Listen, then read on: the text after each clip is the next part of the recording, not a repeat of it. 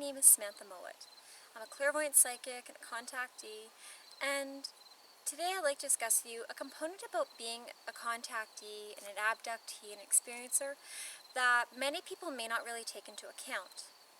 You see, when you're experiencing contact, especially when you're going through things like having contact in the night or having contact that is, let's say, something you weren't expecting to have occur, you may find yourself going to bed at night and then in the middle of the night waking up and find yourself halfway down your hallway, or you may find yourself downstairs or literally standing at your door with your hand on the door handle. Now when things like this happen, it can be a little bit confusing because things along those lines, you're asleep and you're, out cold asleep, not dreaming, not astral projecting, not even lucid dreaming. And then suddenly you're finding yourself, like I did on I think it was March 20th in 2014, where I was completely asleep and I had walked halfway down my hallway, and all of a sudden I found myself completely awake, completely coherent, and I thought, why am I in my hallway? What's going on? And then I felt my energy, and my body felt like my body was in almost like a trance-like state, but for some reason my mind had gained lucidity, so it was very aware, very conscious. And so I knew instantly, okay, I've either just been put back from being on craft and just had an encounter, or something happened when they were trying to bring me from my bed to another section of my home, or possibly to the field behind my house. And while this was occurring, while my physical body was transporting itself from one area to another, I woke up and gained consciousness when I probably shouldn't have. So for some reason, without thinking, I instantly I turned around, walked down my hallway, walked back to bed, covered myself up, and as soon as I closed my eyes, I found myself somewhere completely different. Now, I found myself in the middle of the woods. I found myself in a tiny, I would say, hunting cabin, because it looked like, to be very honest, it wasn't a well-decorated cabin. It literally looked very basic. It was maybe, I don't know, a couple hundred square feet. There was a very large window to one side, a very small kitchen. I remember seeing a small table, and to my left there was this window, and in front of me, but slightly off to my right, was a door. Now, I remember looking around going, okay, I'm in a cabin, it's dark. And then the next thing that happened, oh, pretty, another bug. Anyway, the next thing that happened was, all of a sudden, I feel this vibrational change, and you can almost feel like an engine turned on of sorts, so a strong energetic pulsing, a strong energetic shift. And right outside my window, maybe 100 feet or so away, is a craft, and a very large craft. Now, although I'm looking out the window and I'm seeing this craft going from being flat to being slightly at an angle and going up, I started screaming because I was not expecting to see craft. I had no recollection of how I got there. I did not sense the energetic presence of any beings directly near me. Rather, I felt more of almost like being taken aback or shocked. And so, the one thing I remember as I looked out this window is, okay, it's dark out. Okay, there's snow on the ground. The trees look like they're more needly, so I believe that's deciduous, things of that nature. I knew that I was in the mountains. Well, I didn't live on the mountain. I lived in Mission, which is a suburb of Vancouver, and although it's right up against the mountains, we didn't have snow at that time because it was March. So I knew I was quite a ways away from home. So, mid-scream, as I'm standing there, and I hate to put you this way, but I'm standing there in my nightgown, and it's freezing, and my feet are cold, and I'm screaming like a fool. This being opens the door very, very gently, and as soon as she sees me, I felt this energetic shift at my throat. So my throat chakra, the amount of energy I was having at that time was screaming, imagine it pouring out, because your chakra is expanded, it is larger, you have a lot of energy focusing from other parts of your body going there. She cut it off, and instantly my scream dissipated. It's like going, ah, type thing. And as soon as I looked at her, I thought, oh, okay, I'm not alone, this is okay, I can handle this. There's this beautiful little being. Now she was a very light whitey gray color. She had very smooth skin. She had little black eyes. She was not very big. I would say, I believe she was only around, this tall or so, so about 4 feet. Tiny little thing, not wearing any clothes. And as soon as I saw her, I remember walking up to her, and I hugged her. Now, this may seem a little bit odd to you because I'm a very affectionate person by nature, and motorcycle. And as soon as I saw her and I hugged her, I felt her energy shift. She was not comfortable with me doing this, and I remember letting go, and it was interesting. Oh, one sec, my guys are saying to loop back. Some of you are curious about the craft. They're saying someone's energy is going to be focusing on that. Well, in the last video I just did a few minutes ago, I mentioned the black craft that have the white and red lights on the bottom. Well, it's that same craft again.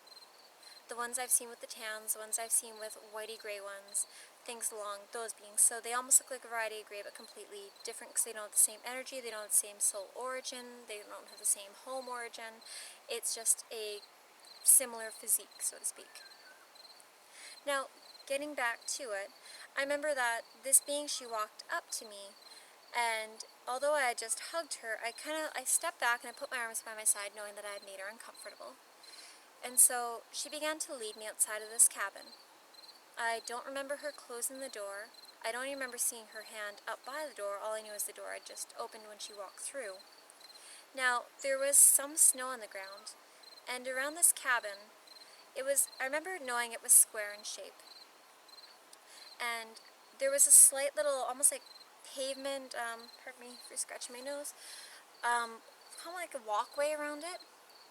And as she's leading me around one side of the cabin towards the other, I remember seeing chalk on the ground, so I knew instantly, okay, there's been kids here, this is someone's summer cabin, things of that nature. And I'm a very playful person, so when I saw the chalk on the ground, my mind instantly I bent down and I put my hand out, and I grabbed a piece of chalk and I started outlining it, as we all do when we're very small people.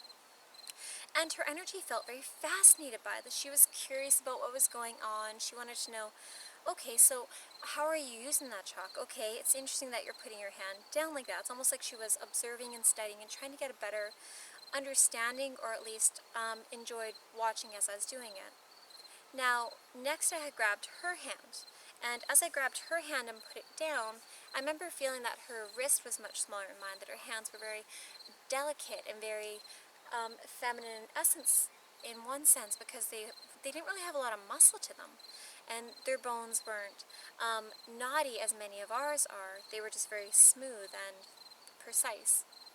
Now, I'd only managed to outline, I believe it was about 2, possibly 3 fingers, when she pulled her hand back, and she had a slight fear resonance coming out of her. Her vibration changed from being interested and fascinated to being more fear-based. And as soon as I did that, and I felt that energetic resonance coming out of her, I remember taking my other hand that had just held her, and I went like this to smudge away her picture.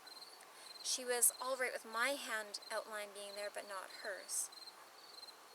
And so the next thing I remember about this encounter is I had said to her something along the lines of, how far are we going? Or I'm concerned about my feet because I'm not wearing shoes, and I'm concerned about the cold because there's snow on the ground. And she said to me something along the lines of, do not be concerned. We are not walking far. We will be there shortly and you will be warm. Now, what's kind of interesting about this is one second. The way in which the woods were situated around us, it was a very mountainy, hilly, desolate location in the sense that no one was around us. I didn't see any other homes, I did not see lights in the distance, I didn't see any sign of other civilization. So it was quite an isolated cabin. And she walked me away from the house, I would say maybe a couple 100 feet in the snow, which wasn't very deep. I don't recall it being any deeper than ankle depth, that is. And as she and I were walking, I remember seeing it was a very, very bright moon out. The forest was lit up by the moonlight, and pardon me, throat chakra imbalance. And the next thing I saw off in our distance is we were walking towards this round, oval shape that is craft. and it had landed, and it was, I remember seeing, I think it was some form of feet, if I'm not mistaken, holding the craft up. They didn't look thick enough in order to hold it, but somehow I knew they were stable and secure. And as we walked into the craft, we were in this very small waiting area at first. It was well lit. I do not really recall seeing walls or doors, but I do recall seeing places in which we could sit. And the next thing that happened is she walked me in, and she was with me for a moment, and then other women started to come in, and they were being led by different beings. Now, many of the women that I saw, they had a look almost as though they were in a daze, in a trance. And when this was happening, I was a little bit thrown off. I'm looking around going, okay, we're all around the same age. We were in our, I would say, anywhere from late teens, early 20s to very early to mid 30s. So I should have known at that time that it was of more of a healthy human fertile age, but at the time that had not occurred to me. Rather, as I was observing things like, okay, so things like we were in a whole range of nationalities as far as our ethnicity was concerned, but our body types were all very similar. We were all very healthy sized. We all seemed to have very healthy, similar auras in the sense that no one felt like they were ill or had illness or disease, things of that nature. Many of the women that came in, they were escorted by one being. So you'd have one being and one woman. And what I remember that happened there, it kind of threw me off, and that really sticks with me to this day, is one of the women that came in, I recognized instantly. I recognized her beautiful tan skin, I recognized the beautiful brown hair, and I saw her, I'm like, oh, I know you, I know you. And I remember saying her name, I'm like, hey, so-and-so. And I knew this woman from another group, more of a, well, let's just say a group. But my guides are saying I should stop there and just call it a group. And as soon as I saw her and I made eye contact with her, and I was smiling, she was looking at me slightly complacent, like, to a sense of, hey, I know you. And then she started to look around a bit and started to gain awareness. Her energy shifted as though she was no longer in this trance, but was gaining more of a cognizance about what was occurring around her. And as soon as this happened, this being that had escorted her into this room, I remember very gently touched her on the shoulder. And the moment that this being's energy touched her shoulder, she went more blank again. She went back to being that very trance-like, sleepy type state. And then she guided her away from me. I'm like, oh, okay. So don't really talk to people. Now, this small waiting area, I'd say filled up with a good 20, 30, maybe even 40 women. I didn't think to do a head count or anything. People were coming and going quite quickly, so I hadn't really stopped to really observe numbers to that extent. And behind me, well, I should mention that the room was slightly rectangular, the door was over here, and I was kind of on this end where I was slightly away from the door and on an angle, but I was able to see when people were coming and going. Now off to my right, there was an instant opening in the wall, not exactly directly behind where I was sitting, but slightly off this way, as though the energy of the room was no longer forming a wall, but had opened up to reveal itself or open itself to the next room.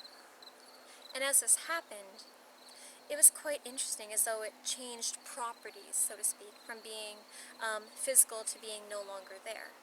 And the women were going from being in this waiting area to all moving out into this larger cavernous room. Now, as I looked into the next room, and I remember walking amongst these women, a couple things really caught my eye right off the bat, or right off the hop, sorry. I noticed that there was this beautiful round garden in the very center of the room, that there were 3 or so rooms off to the far side, all of which I could slightly look into. And the other thing that really caught my eye was there was no apparent light source. I could not fully see whether there were corners to the room. All I could see were things along those lines where it's almost like a slight haze to it. Now, many of the women were just kind of walking around looking at the beauty of the plants and looking at the way in which the plants they looked so healthy and alive, and they had such a vibrancy to them. In a sense, they were very tropical and very alien looking. But I remember looking at them having a sense of, okay, I've seen you many, many times before. I recognize you. And as I was looking at this beautiful lush garden, it felt like the plants, not only were they happy, but they were very aware of their environment. So the women were predominantly stopped and just looking, or in very small groups of like 2, 3, 4, things of that nature. I noticed that some women were being taken one by one off into these side rooms, and in the side rooms there were a couple different things. There were these white beings very similar to the one that had come to collect me earlier, except they were taller. Many of them had more of a masculine essence to them, whereas she had feminine. I also remember seeing a couple manta being, but I'm not very good at drawing them, so I should mention that part. Now, I remember walking around the plants and around this garden section, and as I did so, I didn't feel the need to stop and talk to any of the women. Rather, I just wanted to get an awareness, really observe what was occurring. And as I walked into one of these rooms, I noticed there was a woman going through what looked like almost like a health screening. So this being was scanning her, checking her auric field, checking out her physical body, really getting an idea of what's happening within her. And as I did this, the being said to me, "You are not supposed to be in here right now. You should leave." And so I walked out of the room, and I remember walking by 2 more rooms after that, where it was a very similar protocol experience going on for those women. And so as I walked along, I kept going, well, I was going to the left to be very honest with you, and I noticed there was this little box of what looked like a very interesting animal. And I still feel a little bit silly whenever I talk about this or I go into it. And they almost look like a form of gerbil or hamster, a small, cute, furry rodent along those lines.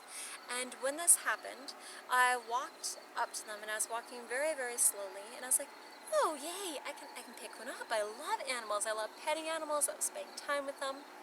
And as I go to reach down and pick one up, one looks me directly in the eye, and with a very sharp, very clear telepathic message sends me something along the lines of, "I do not want for you to pick me up. Step away from me, get away from me," things of those nature, or of that nature rather. And I thought, "Oh, okay, I'm sorry." And I kept going. Now, after that had occurred, and we had been there for a little while, things shifted, because our craft had landed somewhere else, and we were taken to another planet. Now, when we were coming off, there were men and women coming off of this craft. And although I had only seen the women earlier, because we were all in the same area when it came to health checks, things of that nature, I want to call it almost like a holding area, the men were in a totally different one altogether. Now the sky looked different on this planet. It felt very warm, it felt very tropical, it felt like we were near an ocean, and at the same time almost like a port, like where a lot of ships were, things of that nature. And so as we're coming out, the part that really stood out to me was we were very, very high off the ground. We were probably, I think it was 100 or something feet like that, like we were quite a ways up there. And I remember looking around, and there were these men, and they were wearing these interesting suits, because on the plate of them, they had a very soldier energy, very protective, people of that nature. And so what had really caught my eye about the uniform that they were wearing is they had these different colored shapes or symbols on them, and each one had its own unique energetic vibration or resonance. Now, they didn't feel like soldiers or police officers in the sense that they were there to really control or keep things under wraps, so much as they're there for protection. And I don't fully understand the difference, but I know that there is one in the way in which the energetic signature coming out of these beings was. Did I not press record? Yes, I did. Okay. Sorry about that. I'm a little bit far away from the camera, and I'm not wearing my glasses, so I couldn't see what was happening. Anyway, this little boy, I remember he fell down, and many of us rushed towards the edge because we were worried. We're thinking, "Oh no, a child has fallen. We must get down there at once. What if he can't swim?" Things of that nature. And although many people were sending the same telepathic concern and words all at once, one of the beings that is from that planet had made it very clear to us, if you go into that water, if you jump down to save that boy, you will die. The water is too acidic, your body cannot handle it. That would be creating 2 people as a problem that require healing, or multiple people that require healing versus 1. and they made it very clear that they would take care of it, that the child would be well taken care of, have no concern. So that was alright. I don't remember what else happened beyond that.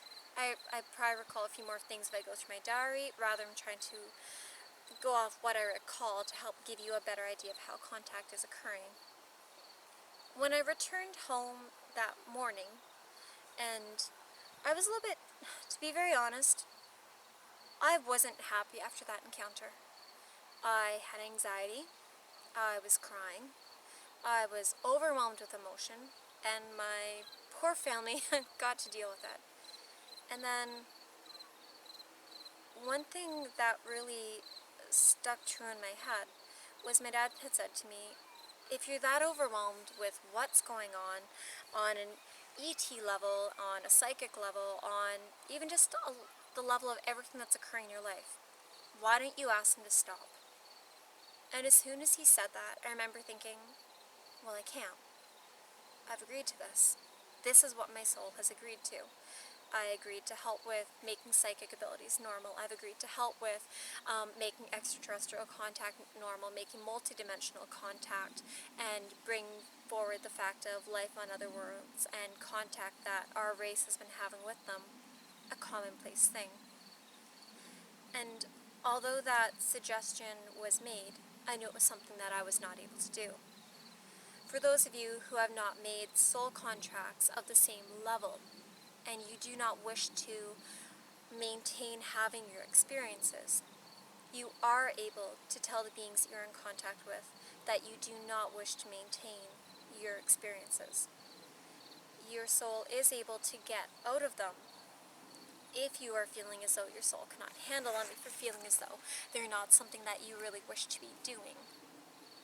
But it could be something you have to state multiple times with multiple groups, so please take that into consideration. Well, I'm going to go. It was lovely talking to you, and I hope that gives you a better idea about contact. I would like to say one more thing. Please feel free to check out my other YouTube videos. Obviously, you can look up Samantha Mowat. I should have about 200 of them up, hopefully before October, although I have been a little bit slow to get them done this summer. As well, please check out my website, www.samanthamowat.ca. If you're a contactee or an experiencer or an abductee, I'd love to hear from you. It's always nice to meet more people within our community, and it's just such a different way of experiencing life. So it's always nice to meet other people who are going through something similar. I wish you peace, love, and light. Bye.